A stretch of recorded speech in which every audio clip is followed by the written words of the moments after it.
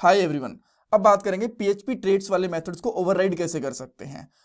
एक बार के लिए आप बोलोगे कि जैसे कि इनहेरिटेंस के अंदर मेथड्स को ओवरराइड करते हैं उसी तरीके से कर सकते हैं, बट नहीं, यहाँ पे थोड़ी सी चीज अलग होती है। जब आपके पास एक ट्रेट और एक क्लास होगी तो इनहेरिटेंस के जैसे ही मेथड ओवरराइडिंग होगी, बट अगर आपके पास दो ट्रेट्स और एक क्लास है तो मेथड ओवरराइडिंग का सिनेरियो थोड़ा सा चेंज हो जाता है, उसको अलग तरीके से हैंडल करना पड़ता है। कैसे करेंगे वो इस पार्ट के अंदर आपको पता चलेगा। और ये इंटरव्यूज के अंदर भी पूछा जाता है कि इनहेरिटेंस वाले मेथड ओवरराइडिंग के अंदर और ट्रेड्स वाले मेथड ओवरराइडिंग के बीच में क्या डिफरेंस होता है, जो आपको यहाँ पे क्लियर हो जाएगा, राइट। और सबसे पहले मैं आपको ये बताऊंगा मेथड ओवरराइडिंग क्या होता है। वैसे तो मैं आपको पहले बता चुका हूं जब इनहेरिटेंस वाली मेथड ओवरराइडिंग के बारे में बताया था, बट एक बार मैं फिर से आपको यहाँ पे बता दूंगा फटाफट से, बिकॉज ये वाला पॉइंट ज़्यादा टाइम लेगा नहीं। देन हम लोग क्या करेंगे, दो ट्रेड्स और एक क्लास डिक्लेयर करेंगे, सबके अंदर सेम मेथड रखेंगे एंड देन चेक करेंगे कि कौन सा मेथड किसको ओवरराइड कर रहा है। और इस तरीके से हमारा एग्जाम्पल बन जाएगा मेथड ओवरराइडिंग विद ट्रेड्स का। लास्ट में इंटरव्यू क्वेश्चंस भी डिस्कस करने वाले हैं। ये हमारी पीएचपी की प्लेलिस्ट है, इसके अंदर 104 पार्ट्स आ चुके हैं और भी बहुत सारे पार्ट आने वाले हैं। उसके बाद एक प्रोजेक्ट भी आएगा। हर एक टॉपिक के साथ इंटरव्यू क्वेश्चन एग्जांपल्स वगैरह कवर करते हैं जो आपकी जॉब में, प्रोजेक्ट में, इंटरव्यूज के अंदर काफ़ी हेल्प करने वाले हैं। सो ओवरऑल इंपॉर्टेंट प्लेलिस्ट है। पूरी प्लेलिस्ट आराम से बैठ के देखना, लिंक मैंने ऑलरेडी डिस्क्रिप्शन बॉक्स में डाल दिया है। अब बात करते हैं मेथड ओवरराइडिंग के बारे में। ध्यान से सुनना, बिकॉज पूछ लेते हैं डायरेक्टली ये चीज कि मेथड ओवरराइडिंग होता क्या, राइट। तो ध्यान से सुनना। जब आपके पास एक क्लास होती है, एक चाइल्ड क्लास होती है, और उसकी एक पेरेंट ट्रेट होती है या फिर पेरेंट क्लास होती है, दोनों में से कुछ भी हो सकता है, चाइल्ड क्लास और एक पेरेंट ट्रेट या फिर पेरेंट क्लास होती है, और पेरेंट और चाइल्ड दोनों के बीच में एक सेम नाम का मेथड डिक्लेयर होता है, तो चाइल्ड क्लास वाला मेथड पेरेंट क्लास वाले मेथड को ओवरराइड कर देता है, हटा देता है जब उसकी कॉलिंग होती है चाइल्ड क्लास के थ्रू। और इसी को हम लोग बोलते हैं मेथड ओवरराइडिंग। आप बोलोगे ये तो एग्जैक्टली सेम वही है जो इनहेरिटेंस के अंदर होता है। जी हाँ, लेकिन जब आपके दो ट्रेड्स हो जाते हैं और एक चाइल्ड क्लास हो जाती है और दोनों ट्रेड्स के अंदर सेम नाम से मेथड होता है, तो कौन सा मेथड कौन सी ट्रेड्स वाले को ओवरराइड करेगा, ये देखने वाली चीज होती है। और ये हम पे डिपेंड करता है कि हम लोग कौन से वाले को ओवरराइड करवाना चाहते हैं, जो अभी आपको पता चल जाएगा, ठीक है। अब हम लोग चलते हैं कोड के ऊपर। सबसे पहले मैं क्या करता हूं, एक क्लास बनाता हूं, राइट। क्लास का नाम मैंने रखा कंपनी, ठीक है। इसके अंदर मैंने एक मेथड बनाया गेट फंक्शन गेट ईएमपी, यानी कि एम्प्लॉयज के नाम से मैंने एक फंक्शन बना लिया, राइट। और यहां पे रिटर्न कर रहा है कि हमारे पास 100 इंप्लॉयज हैं, कोई दिक्कत नहीं है। मैंने इस क्लास का बनाया sim1 नाम से एक ऑब्जेक्ट,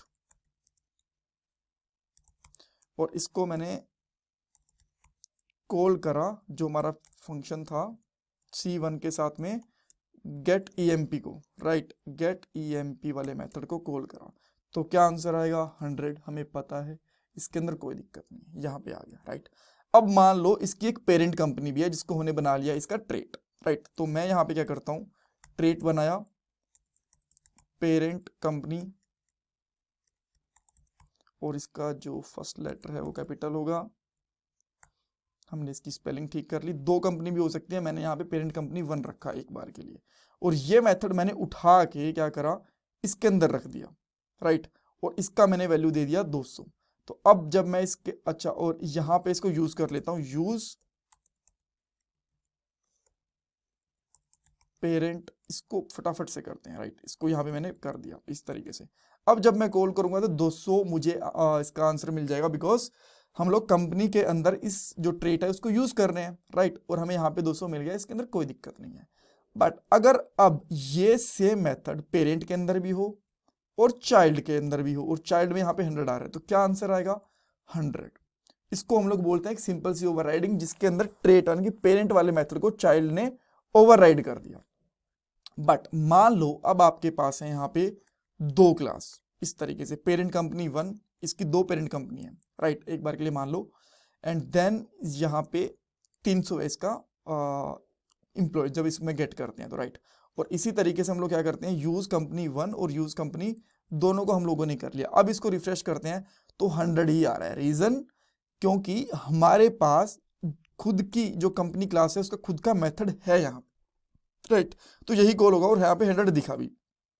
अब मैंने कर दिया इसको कमेंट आउट, या फिर मैंने इसको हटा ही दिया। अब कौन सा कॉल होगा, अब आएगा एरर। रीजन इसका क्या है, देखो जो हमारा फर्स्ट रेट है और सेकंड रेट है दोनों के अंदर सेम मेथड है, तो इसकी प्रायोरिटी डिसाइड नहीं हो सकती। खुद का मेथड होता तो ये कॉल हो जाता, बट ये तो है ही नहीं। तो अब कोड को समझ नहीं आ रहा कि पहले वाले का गेट एम्प्लॉय कॉल करे या फिर दूसरे वाले का कॉल करे, ये इशू रहता है। इसके अंदर हमें खुद को डिसाइड करना पड़ता है कि हमें क्या कॉल करना है। मान लो कि आप चाहते हो कि जो फर्स्ट वाला है ना वो ही कॉल हो जाए, सेकंड वाला कॉल ना हो एक बार के लिए, मान लो, तो आप इसके लिए क्या करोगे, कैसे इसको रिजोल्व करोगे? आप चाहते हो कि फर्स्ट वाला ही कॉल हो जाए, तो क्या करोगे, यहाँ पे जब आपका use parent company two use हो रहा है ना, उसके बाद में करली ब्रेसेस लगाओ इस तरीके से, एंड देन हम लोग यहाँ पे इसके अंदर लिखना स्टार्ट करेंगे पेरेंट कंपनी वन, राइट, जो जिसका हमें बिकॉज पेरेंट कंपनी वन का मेथड कॉल करना है ना, राइट, कोलन कोलन मेथड का नाम जो भी इसके अंदर मेथड होता है वो, बिकॉज एक से ज्यादा मेथड भी तो हो सकते हैं ना, उसको कॉल कर दो इंस्टेड ऑफ इंस्टेड के अंदर जो ओ है ये स्मॉल भी आ सकता है कैपिटल भी आ सकता है, इससे कोई फर्क नहीं पड़ेगा, right, instead of parent company two वाले का, राइट, इस तरीके से बता दो इसको। देन यहाँ पे सेमीकोलन लगा दो। अब यहाँ पे आते हैं और चेक करते हैं 200 आ गया। 200 क्यों आ गया? रीजन देखो इसका ये था क्योंकि हमने इसको खुद को बोला कि फर्स्ट वाला कॉल कर दो इंस्टेड ऑफ टू, तो ये आ गया। अगर मैं यहाँ पे 200 की जगह 2000 कर देता, 2002 कर देता, तो यही आ रहा है, राइट, इस तरीके से। अब आपको ये ध्यान आया कि यार ठीक है हम ये तो कर रहे हैं, बट मान लो आपको कभी ना कभी सेकंड वाले की जरूरत भी पड़ सकती है, तो उसमें क्या करोगे?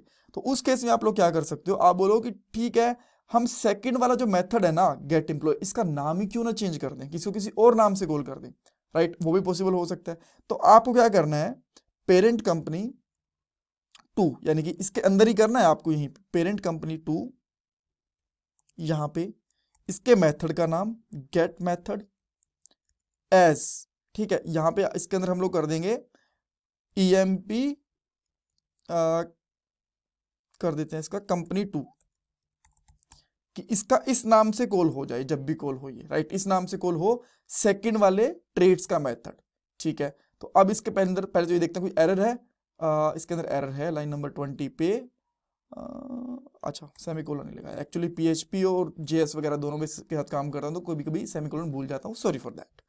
अच्छा जी, अब इसको कॉल करने के लिए क्या करना पड़ेगा? सबसे पहले तो यहाँ पे ब्रेक टैग लगा देते हैं, राइट, ताकि थोड़ा सा स्पेस बना रहे, $C1, और इसके साथ हम लोग यहाँ पे सेकंड वाली कंपनी का जो मेथड होता है गेट एम्प्लॉय, उसको कॉल ना करके लिखेंगे get employ company two, and now let's see क्या होता है। ये देखो ये प्रॉपरली काम कर रहा है, राइट।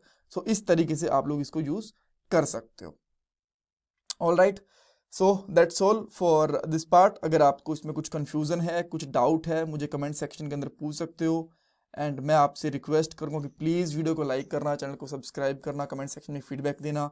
ये मेरा पेटीएम का डोनेशन नंबर, अगर आप डोनेशन करना चाहते हो तो। और देखो सब्सक्राइब करना, लाइक करना, ये सब कुछ आपके लिए कम्प्लीटली फ्री ऑफ कॉस्ट है, बट इससे मुझे बहुत मोटिवेशन मिलता है, मैं आपके लिए और वीडियोज़ को लेके आ पाता हूँ। अगर मैं आपको अभी भी बताऊँ तो आई डोंट नो, मैं आपको शायद टाइम दिखा नहीं पाऊंगा इसके अंदर, बट टाइम में दिखा नहीं पा रहा हूँ, बट इस टाइम पे 12:30 बजे मैं इस टाइम वीडियो बना रहा हूँ। So please do that, do subscribe, like and comment. Thank you guys.